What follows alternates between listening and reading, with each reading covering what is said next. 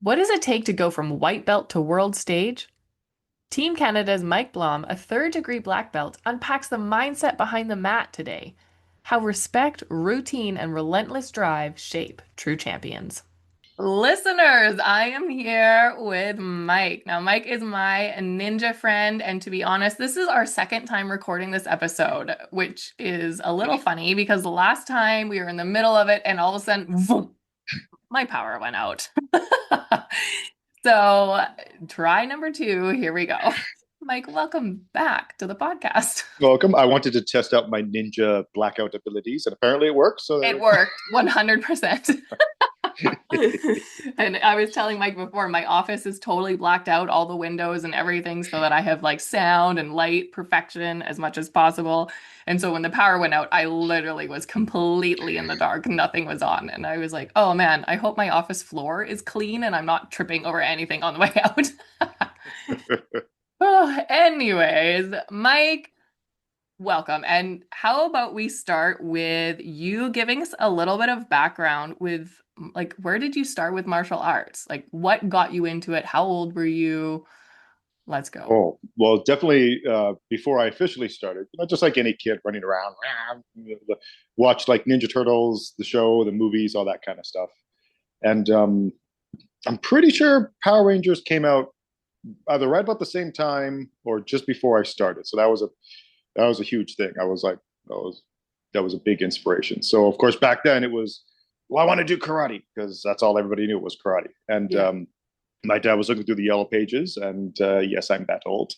And he couldn't find like a karate studio, but he found this like Taekwondo thing, and he was like, "Oh, well, I guess let's go check it out."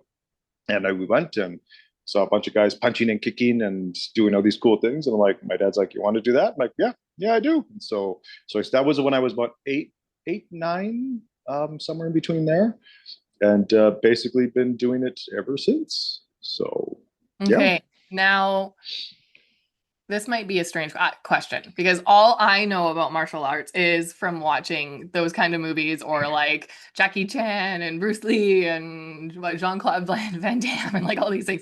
What is the difference between karate and taekwondo? Well, so the purists may get mad at me, but you don't get Taekwondo without karate, period. Okay. So our founder, General Che Hung Hee, he lived in Japan, kind of around the time, or he lived in Japan, but also was kind of around the time of when Japan occupied Korea from the Second World War. Okay. So in his studies, he learned Shotokan karate, and I believe he made it to a second degree black belt in that. So, but he also he had done some other martial arts in Korea, like Taekwondo, which is like a foot fighting art, like strictly foot fighting.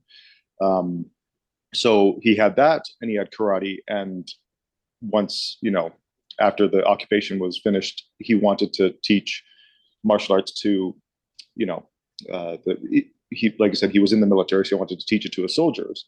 But Right. back then a lot of soldiers didn't want to learn a Japanese martial art because they were just occupied by them. So they basically took karate and modified it, added some more kicks, changed the stances, put a bit more like a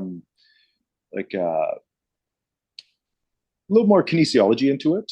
So like more movements of like how you can like make the stances a bit more um, optimal, I guess. And so it kind of changed it from there, and changed and kind of and then it kind of grew from there. So that's so Okay. basically he kind of took karate and kind of modified it, and like I said, added a lot more kicks. So kind of changed the style and changed the fighting with it and stuff like that. But basically you don't get Taekwondo without karate, period. Right. So Right. they're very, very, very similar. And there are some moves that we do like in our forums that are kind of like paying tribute or homage to what they do in karate. So Okay. it's yeah, so like I said, they're very, very, very, very similar. Yeah. Yeah. So when it comes to ranking that is done through belts, what belt do you have? I have a fourth degree black belt. So we have all of our color belts, and then we have 9 degrees of black belts. Okay. Some martial arts have 10, but I think some of them go higher, but like we only have 9. Mm-hmm. And I kind of like the reasoning for it. The reasoning for it is kind of because our founder, the general, his thing was like 9 is the highest you can get before you get into double digits. Hmm. So like high, like so like 9 is like kind of the peak of like what you can get. So that's kind of like his, Okay. and some other things of like, you can take any numbers of like, like 1 and 8, that's 9, 2 and 7, and all these different type things like that. So he kind of was a numbers guy too. So that's kind of another thing that he does. So Now, correct me if I'm wrong. At a certain point, you have to make people aware that you are a certain level in a martial art if you are to get into an altercation. Is that correct? To like let them know mm, if that you are considered a weapon? Like, are you considered a mm, weapon? no. um, I think it's kind of a little bit of a misconception. Okay. I mean, I have been in, especially at work. There's physical altercations. There's no rule where I have to be like, stop. I'm a black belt, right? And honestly, every time I think of that, I mean, I love Clint Eastwood movies, and there's a bunch of times where like a cop goes to Clint Eastwood, I'm a black belt, and Clint just goes, oh yeah, bang, smokes him in the face. So no, yeah, there's no rule of like Okay. how I How have to like, interesting that we yeah, think that for some no, reason. Okay. and again, I'm not like my, no one. I didn't have to like register my hands as weapons or anything like that. But the rules of law are different for someone like myself. Like I can't, because of my training, I have a responsibility of how I act and behave, even if somebody is attacking me. So the general rule is you're not allowed to respond with any force greater than what the person is doing towards you. So Okay. it's Yeah. basically whatever you have to do to keep yourself safe, your family safe, or somebody else safe. Yeah. That's it. So like if like they used to tell you, if someone pushes you, well, they push you out of the way. You don't have to come back and push them. Right. It's but it's like if someone comes up and tries to hit you, okay, maybe you can, if you need to, maybe hit them and keep them away or something. That's fine. But it's so like it's basically like you can't, because if you do something beyond or cause bodily Hmm. harm, then Yeah. someone will look and be like, well, you've had training since you were, and you Yeah. you understand how to produce power with your Yeah. body. Yeah. That's kind of the same way like it would apply with a boxer or someone in the military. Like no one in the military is going like, hey, I'm a you know this rank or anything, but they would have a Right. responsibility too, if they were in a physical altercation, to not take it to a point where they're causing egregiously bodily harm. Okay, I think that this is a really good lead into mental strength because when you are in a situation where somebody is coming at you and you are feeling the need to defend yourself or somebody else, whatever that situation is, it takes a lot of mental fortitude to be able to um, restrain yourself or respond rather than react or keep things calm. And I think that from my understanding, martial arts is very much about like your mental training as much as your body. Is that correct? Oh yeah, absolutely. Even at the training camp I was just at, you can have all the physical tools and be physically prepared, have the best kick in the world or punch in the world. If you don't have it up here and you're not able to calm yourself and keep yourself in a good state of mind or believe in yourself, then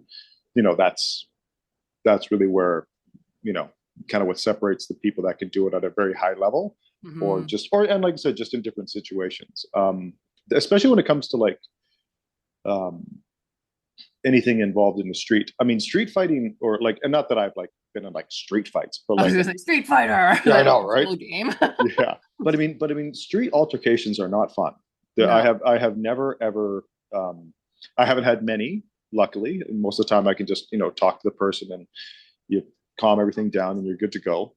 But they're not fun. And when the times that I've had to physically restrain somebody, which is mostly what I've had to do, it's not fun. Like I have when you have to, at least for myself, when you have to actually physically impose yourself onto somebody else to control them and to keep them under control.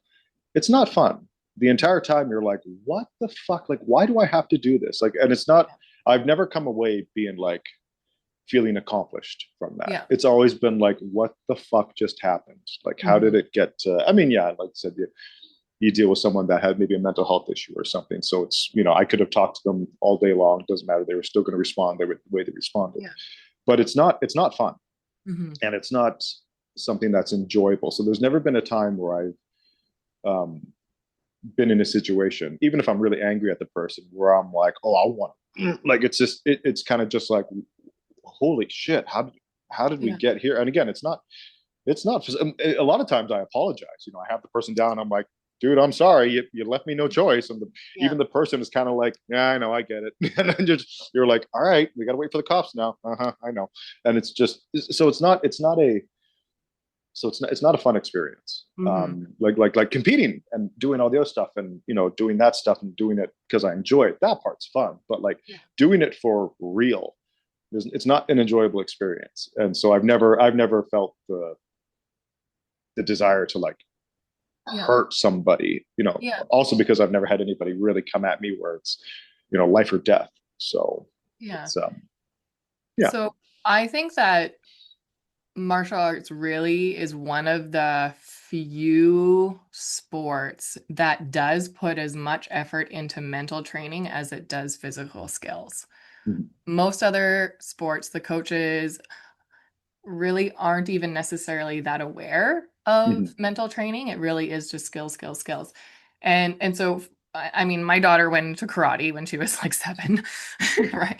And I absolutely appreciated so much watching her sensei uh help her focus and help her find calm and grounding and all of those things, because those are skills that transfer everywhere. So how do you teach that, and how were you taught that, and how do you utilize that? Let's say like the grounding piece, like finding center. Hmm. And why is it important? Well, I think the one thing where maybe like martial arts differs from other sports is like, because I mean you're gonna get your butt kicked quite often, Yeah. and you have to be okay with that. No matter what level you're at or what level you get to, um, there's always going to be somebody that can kind of put you back into or humble you out, I guess. And that takes a lot of it takes a lot of mental strength, I guess, because it's going to happen. It's not a if it happens, just when is it going to happen? Um, and that kind of happened the first because like I think we mentioned last time, I didn't start competing until later when I was a mid teenager, and the first competition I did, I lost. Like I said, I felt like I was out of control. I felt like I was drowning. I just couldn't and it was weird because I was doing really good in my club, but then in competition it was just a different level, right? And it was just like, oh my gosh. And I felt like I was getting really good, and then here I am at this competition, and I'm like, what? And I remember, and again, it sucked. I was like, what? I thought I was getting good at this. Like, and I remember talking to my dad, just being like, do I really suck? And he was like, well, no, you're young. You haven't competed as much as probably some of these other, competitors. And, there's probably things you can do to make yourself stronger and do better next time if you want to. He's like, you don't have to go back to competing. He's like, there's lots of martial artists that don't compete who are very good. It's up to you. And I made the decision, well, no, I want to get good at this. I kind of had that competition fever. I'm like, I want to get a medal and all that kind of stuff. And so next thing you know, I'm going to my dad's fire hall and working out with the firefighters. I'm like, oh, okay. Oh my But God, that's amazing. yeah, but it was like, oh, and then of course these guys are like, oh yeah, I need to get a little stronger here. How good are your legs? Let's get you on the squat rack. And so like they would, so I started to get stronger, and then started to understand what I needed to do for competitions. And then when I went back, and then again I started at smaller competitions and then built up, and then it was like, oh, okay. And then I started to kind of figure out, that what I needed to do for that world. But again, it took a lot of like there was a big time there where I was like, oh fuck, do I just suck? Do I just not do competing anymore? And I really had to just like, well, no, I don't. My big thing was like, I don't want to feel like I was so out of control at that tournament where I just, no matter what I did, it didn't help. But it was tough because like I said, that was right around the time when I felt like I was getting really good, and like I said, I got humbled really fast. And it doesn't matter what level you're at. Like there's especially as I'm getting older, some of these kids come in, you're like, Jesus, these kids are fast. Holy shit. And so you have to keep yourself in that, kind of white belt mentality. Just to always go into it look as like, you're going to use it as a learning opportunity. So I try to be very honest about that. Honest about that with younger students, and just, not, like I said, not sugarcoat it. Tell them, yes, it is going to be hard, or like, maybe it's not going to be as much fun. Like there was one student I remember, oh god, maybe a year or so ago now, and he kind of a new student, maybe about 10-ish, and he came up to me one day and he was like, I don't like sparring. I'm like, no. He's like, I don't like sparring. I don't like getting hit. I feel, I don't, I feel scared. I don't like it. I'm like, well, that's okay. I didn't like it either when I was younger. And he was like, really? I'm like, yeah, I didn't like it. Yeah, who likes getting punched and kicked? It's not fun, right? And he kind of looked at me because he's like, but you like sparring now? I'm like, yeah, now. Like, but not when I was your age, I didn't like it. And he was like, well, what did you do? And I was like, well, what's your favorite kick? And he was like, no, and I forget what he told me. But he's like, I like doing this kick. Okay, well, when you're sparring, think about making that kick really good. And it's like tag. You want to tag them and not let them tag you. And then, but focus on like that cool kick and like try to get them with that kick and make it a game. And then it's not the person's trying to hit you. It's just you're trying to get them with that cool kick, and then they can't get you. And he was like, oh, okay. And then about maybe 6 months later, he came up and he was like, I kind of like sparring now. Yeah, that's what I do. I use this kick and then I run away, and I use that kick and I run away. And it's like, okay, great. And again, like that'll just build. And then who knows, maybe one day he'll be hitting me with that kick and I'll be like, why did I tell you about that kick? but so like I try to, but I try to be honest, and even about myself. Yeah, like, yeah, I didn't like sparring when I was a kid either. It sucks. Getting the wind knocked out of you sucks. And so at least that way they're like, oh, okay, you experienced that, and again, also that like, well, you can't not spar. You have to spar. It's part of your testing. It's part of your curriculum. You have to, it's like in school. You can't just not do math because you don't like math. You have to do it, and maybe find a way to make it more appealing, and change, and again, shift the mindset of it a little bit. Instead of them like, oh, someone's trying to come and punch and kick me. Well, yeah, it's a game. It's like tag. You don't let someone tag you if you're playing tag. It's the same thing. Just shift their mindset a little bit so it's not quite as intimidating, I guess. Yeah. So, because that's what I do for myself sometimes, is even just if I feel like something is really daunting, it's like, well, treat it like a game. I'm going to try to do this and try not to let them do that and hope for the best. So when you are in that state, or we as athletes are in the state of overwhelm in that moment, whether it's competing or somebody's coming at you, or you've got pressure on yourself because you've put so much pressure about an outcome, whatever that is, for you, what would you say are your controllables? What are the things that are within your control, and then what are the important things to just like let go of because they're not in your control? um, I try not to. I try not to worry too much about the outcome as much as I get older. When I was younger, especially when I was, and even for the last nationals I was just at, I wanted a specific outcome, um, and I was training for that outcome. But I also try to not be completely tied to that outcome. Um, my biggest thing is I don't want to feel like I was afraid or hurt or, um, like I said, like that first competitive feeling, like I was drowning.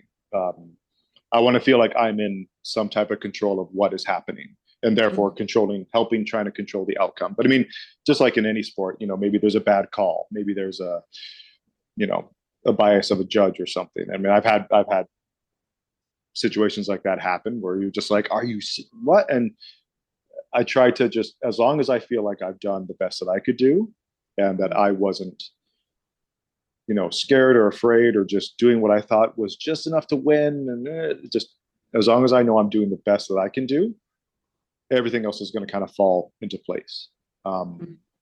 So I try not to worry too much about just winning or that, like, well, I gotta win this fight. It's like, well, I mean, I want to win the fight, and I'm going to do everything I can to control, what I'm doing and what the other person's doing, so I do win and I do get that outcome. But if it doesn't happen, this is life. So I try not to fixate on just this is the outcome I need, and if I don't get this outcome, then it's just, well, no, this is my game plan. Stick to the game plan. Is it working? Great. Is it not working? Maybe try to adjust, but Yeah. don't try not to panic or just, oh my god, it's not working. What am I going to do? Just it's things aren't going to go your way in competing. Sometimes you may have time to warm up. Sometimes you may not. Sometimes they may call you when you're cold. Sometimes they may make you wait for, like, God, the last at nationals I had to wait. I think we were warming up and cooling down like 4 or 5 hours before they finally called our division. You can't go up there and be like, excuse me, I'm low on my electrolytes. Like, you got to go. You have to fight. Yeah. And it's not ideal. It's not great, but it's like, well, this is part of the game, right? This is part of how it happens. So just try to accept. Okay, all right, and then as long as I do that, then I find that I'm not like hyper fixated on, I'm hungry, I didn't eat, I'm nervous. Why are we waiting so long?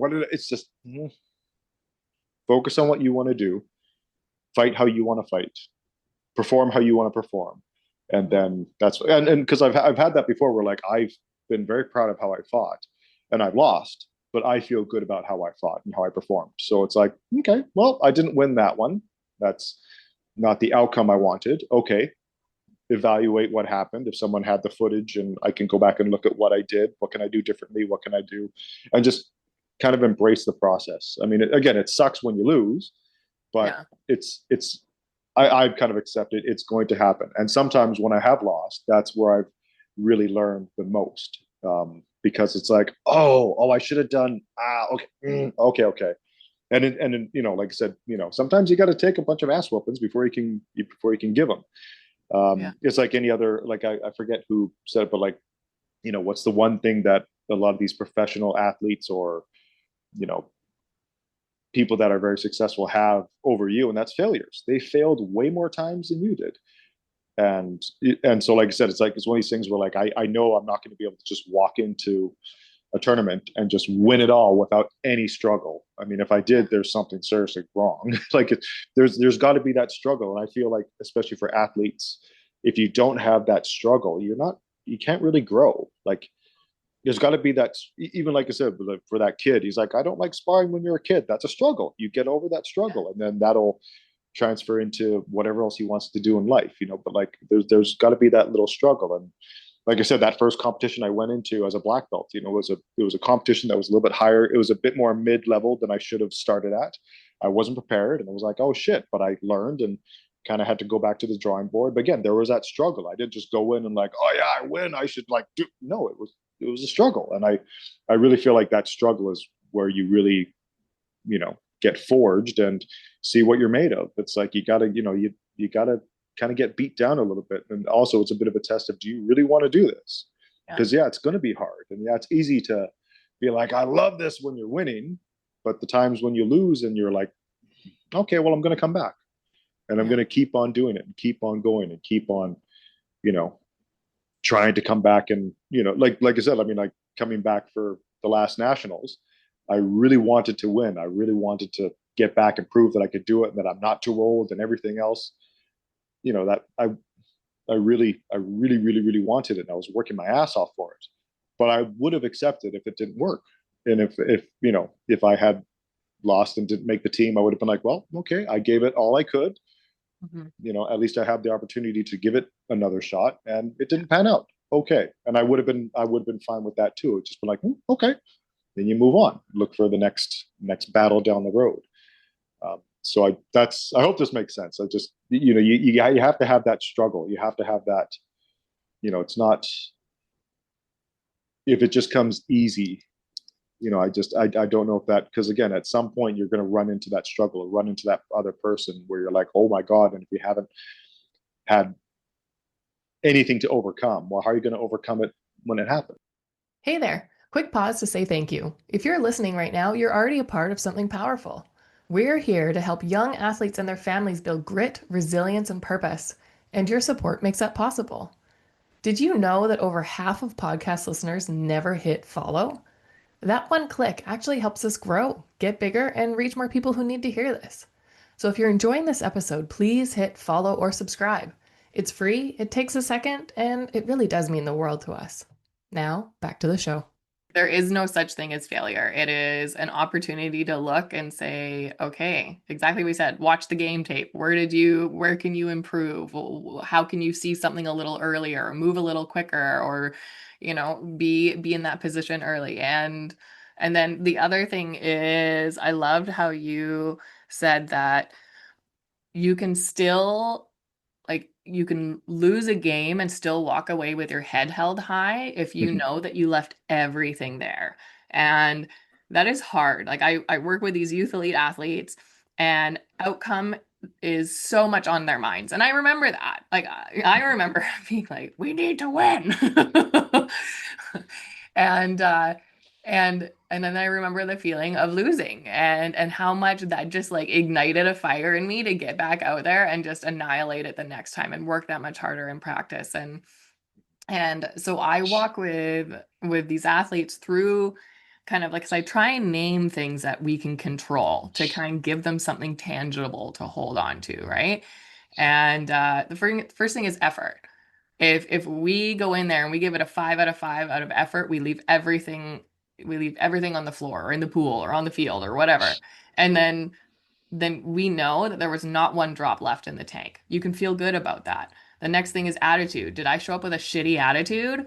Oh, we have to play these guys, or we didn't get time to warm up, or like whatever that is? Or is it a 5 out of 5? I'm here to play.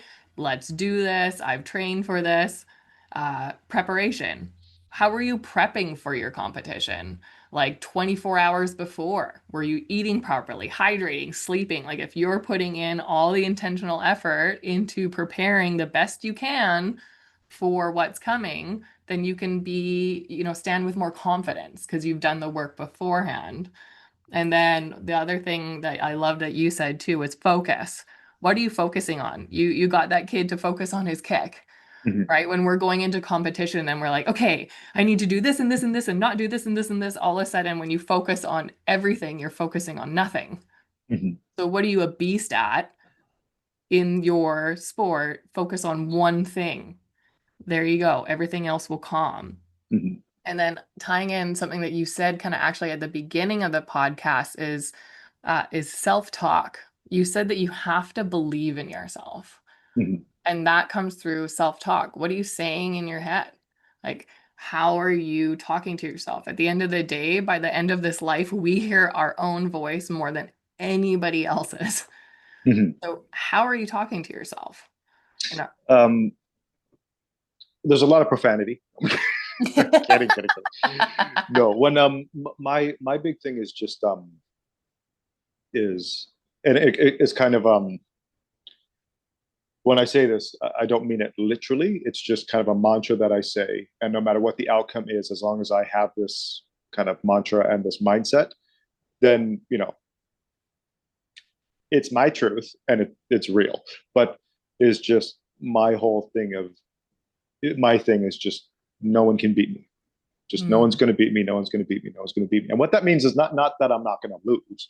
Um, it just means that like it doesn't matter what happens when I fight this person. They're not going to beat me. As in, I'm not going to stop doing this because of the outcome in that ring.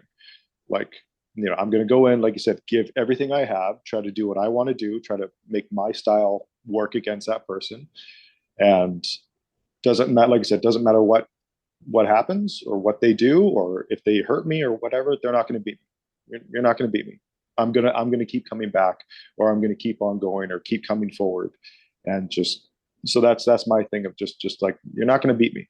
You're not going to beat me. I'm always going to come back, and I'm always going to keep trying, and I'm not going to just give up because I lost this match to you or something like that. So that's my main thing is mm, just you know, um, just have that mindset. Just nothing anybody can do to me in that ring is going to beat me.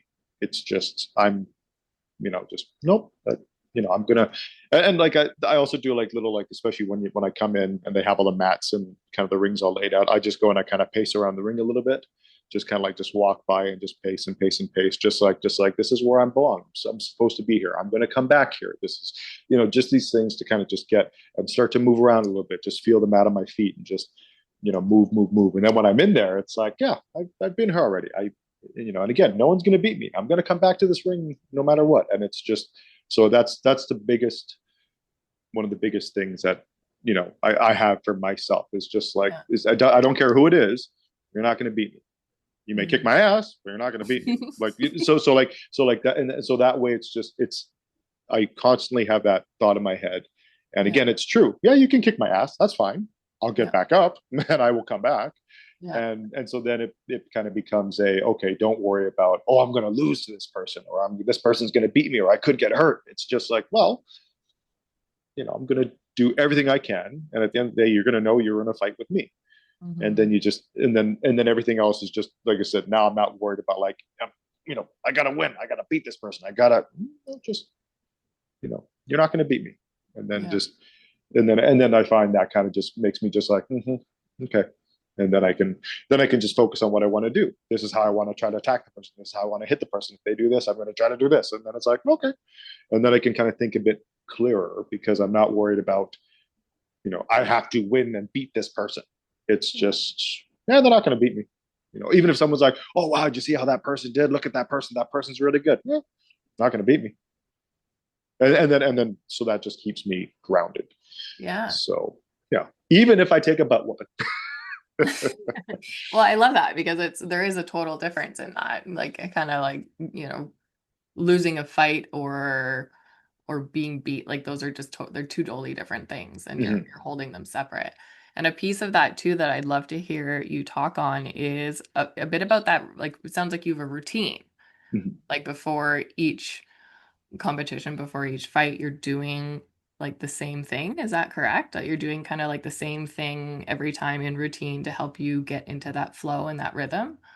I try not to be completely married to it because I don't want to feel like, I didn't do this, I'm not ready. So, but there are things I like to do. And usually I try to do it where I know I can do it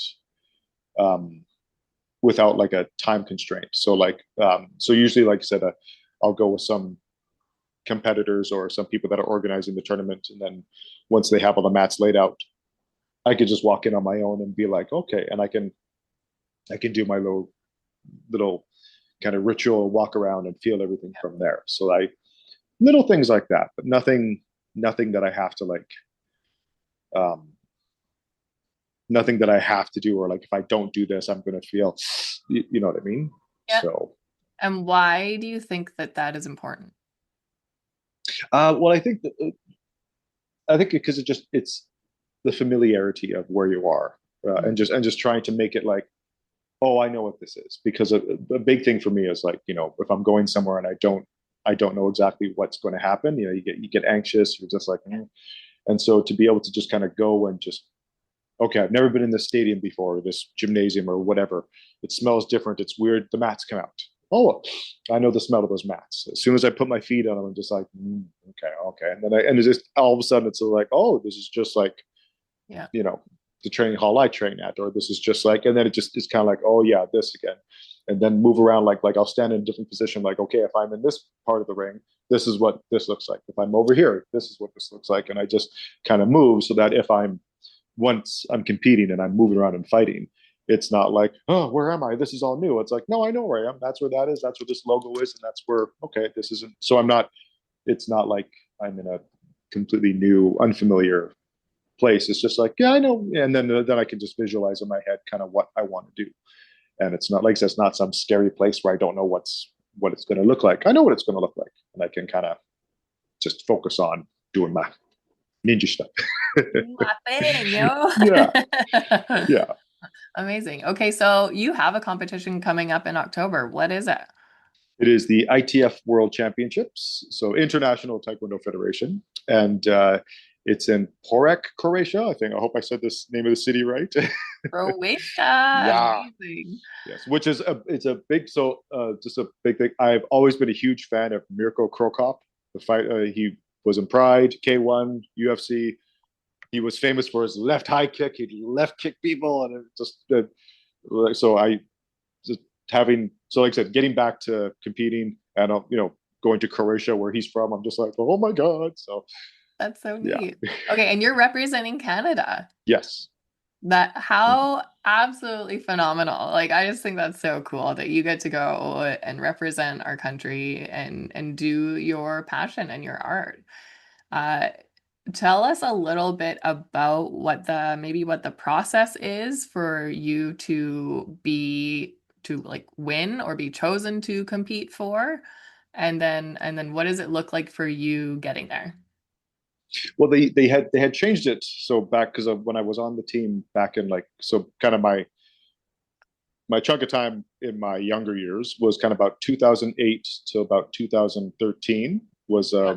when I did the previous one. So what they did for that one was every time you competed at a smaller tournament that was sanctioned by our organization, you got like these points for how well you did or how well you placed, and then the top three people at nationals would be selected into a round robin, and whoever won the round robin would be selected um, for your weight category and everything. So that's how it used to be done. This year was totally different, and before I signed up, I it wasn't until like I think a couple months out I finally asked, so how does the selection process work? And so what they did was this year was if basically the first and second person from the you still do a round robin. So like you basically fight your bracket down into those four people. Then the four people do a round robin, and then basically the first and second place person get invited to the next day like the selections, and then you fight at selections, and then they select from there. So that's kind of how that happened. Is the first day was the tournament. I won my weight class, my division. So me and the second place person were invited to the selections. We fought different weight classes at the selections, fought each other again, and then were selected from there. So that's kind of how the process worked. And I was like, well, this is new. This is kind of cool. So yeah. So So this is it was your literally kind second of like time representing Canada. actually it'll be my fourth. Fourth, Yes. you badass. I know. My first one was oh god 2009. That was my first one. That was Argentina. Then 2011 was New Zealand. And then 2013 was Spain. And then like I said, I took a break. Yeah. And then yeah, I got the fire lit under me, my midlife crisis, whatever you want to Yes, call you it, did. and there you go. So yeah, so this will be Okay. this will be well, so this will be my fourth time. I'm so old. Hardly, hardly. Okay, so what I would really love for all of us who want to support you and everything like that, because I know that as an athlete that you actually need to pay your own way to Croatia, and that's not cheap. And so you have a GoFundMe that is going Yes, on. I do. So I would love for all of us, especially all of you Canadians listening, this one's for you. To go to that GoFundMe and support Mike to get him to Croatia. Yeah, we'll have the GoFundMe in the link to the description and in all of the reels that we're going to be doing because it is such an honor to as an athlete to be able to go and wear your flag and so represent and I think that it's an honor for all of us to be able to also kind of like support you in that and send you. So Mhm. everybody Yes, get on thank that you. GoFundMe. Also, too, I would for everyone else, I would highly recommend that they just look up just for fun, like the International Taekwondo Federation, the ITF, because like I said, we're different from the Taekwondo style that people commonly think of, just because it's so big and it's the one that is represented by the Olympics. Mhm. Our style is very very different, and it's a lot more. I know I'm a little biased, but it's a lot more dynamic. It's a lot more kind of kickboxing oriented. Like a lot of people, when I say, "Oh, I do Taekwondo," a lot of them are like, "Oh, you don't know how to punch," because a lot of Olympic style Taekwondo they don't do a lot of punching. It's all kicking, and that's because that's how their competition is formatted. Right. Um, we're not like that. Like day one, I remember day one in Taekwondo, they taught me how to stand with my hands up. Then it was boxing combinations. So when people were like, "Oh, Taekwondo, you don't know how to punch," I'm like, "Dude, that was my first day, was learning how to throw a jab." Like, Yeah. and so like our style is a lot more, we have the boxing or the smaller boxing gloves, we have the pads on the feet, and it's again, it's a lot more like there's a lot more boxing, kickboxing influence, and again, the fights are a lot more dynamic. It's getting a lot faster. It's getting, it's really cool to watch, and so I would just encourage people check out ITF Taekwondo, or International Taekwondo Federation, because there's a lot of people, when I show it to them, they're like, "This is not what I thought Taekwondo was at all." I'm like, "I know, but it's really cool. That's why I like it. It's so," and it's actually done well, because there have been some of our International Taekwondo Federation fighters that have gone into MMA. One of the guys that I was fortunate enough to meet and compete against, his name's Carl Van Roon. He's from New Zealand. Amazing, and not just Taekwondo. I think he does karate and kickboxing as well. But phenomenal fighter. Just world champion many times. Amazing fighter. He's a sparring partner for Israel Adesanya and Volkanovski. Like on his Instagram page, I would just see he has Izzy in his gym kicking pads, and I'm like, what? What? What? He's on vacation holding pads for Volkanovski. I'm like, what? And so, and it's great, because like they're doing the kicking and the, kind of the moving and punching that we do, and it's really kind of cool to see that, because some people just, again, all they think of with Taekwondo, oh, Olympics, and you guys don't punch. It's like, oh, we do. Yeah, So yeah, there's a big difference. yeah, and Yeah. and again, but because we're not recognized by the Olympic Committee, a lot of the funding does kind of fall onto us, because again, a lot of people don't really know, Yeah. and so I kind of want to be like, hey, look, come check us out. It's kind of cool. So Yeah, yeah, totally. And yeah, you know what? I'll see if I can, or maybe you can even send me if you have any footage of you fighting. It would be cool to put some reels up on, on our social media to show yes, people too. actually, yes, I will. I got some fights, and actually, I have another fight that a friend sent me that I didn't know was there. So I have another. Was like, oh, good. So yeah, and then I think I can find some older fights. I think they may be in black and white though, but Black and white, you're not that fucking old. You're funny. Oh my gosh.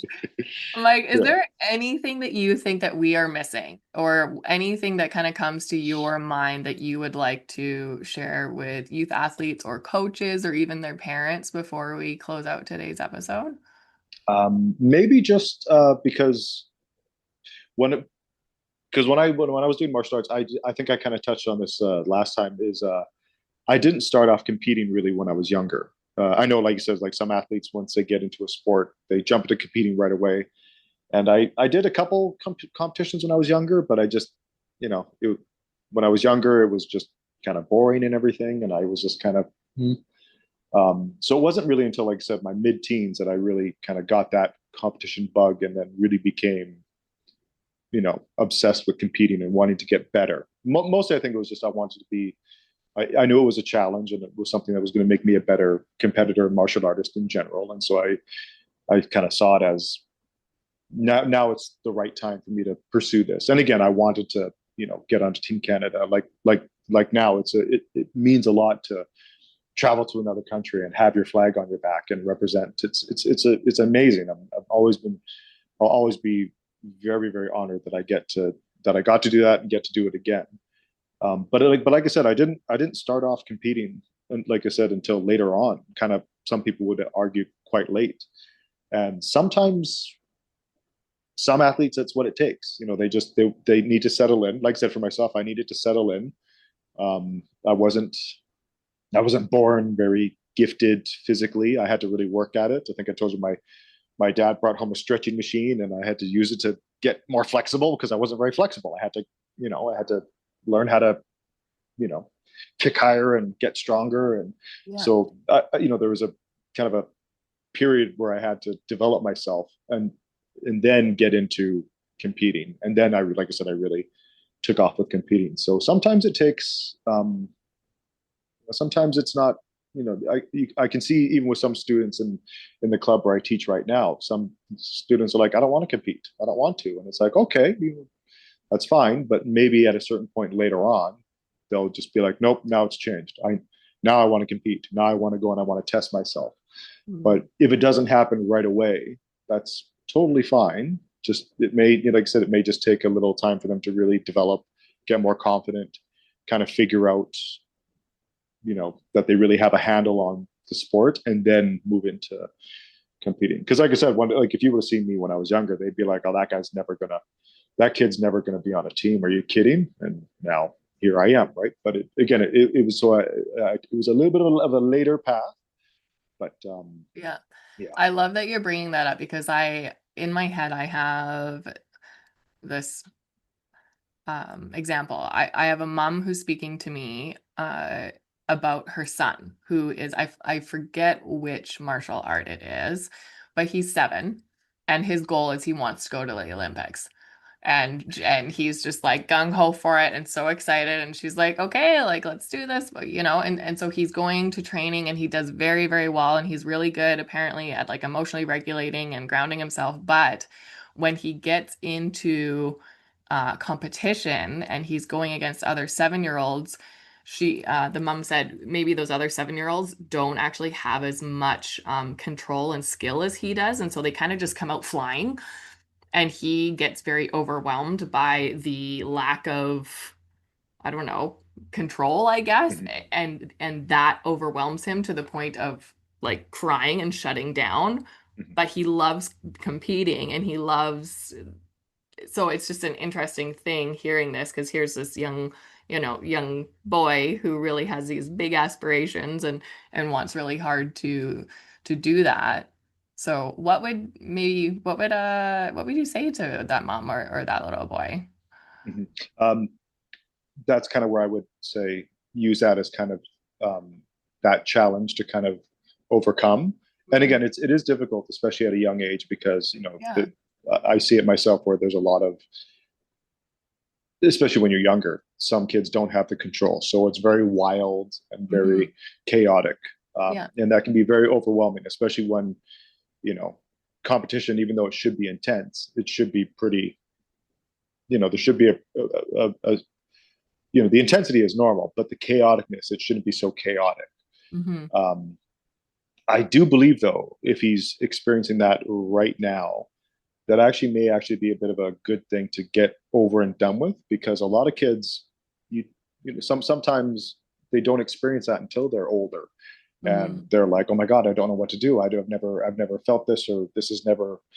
And then they shut down at an older age because Right. they've never had that conflict. So the Yeah. fact that he's and a couple things, because like he's having that conflict now at a young age, and despite that he still wants to push forward. That's huge.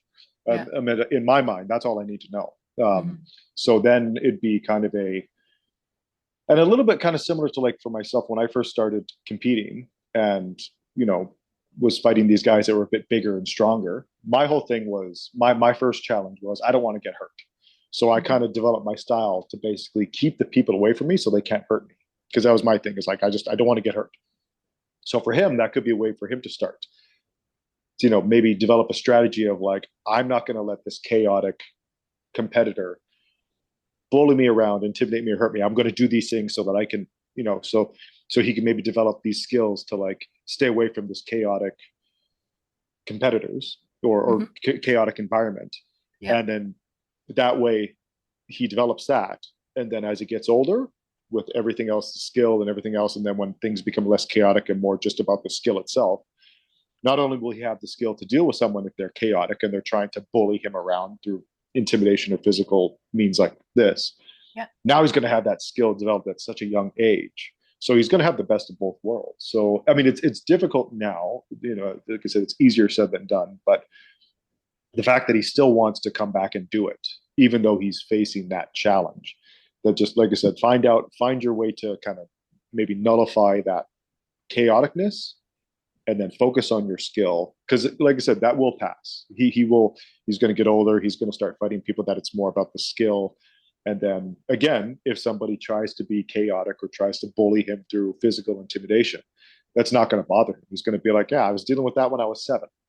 So that'll just Old make, news. yeah, no, exactly. So that'll just make it even better because he'll be like, he'll be able to be in a position where he has a skill, he has the tenacity, he has the grit, and he has the ability to come back and not be thrown off by it.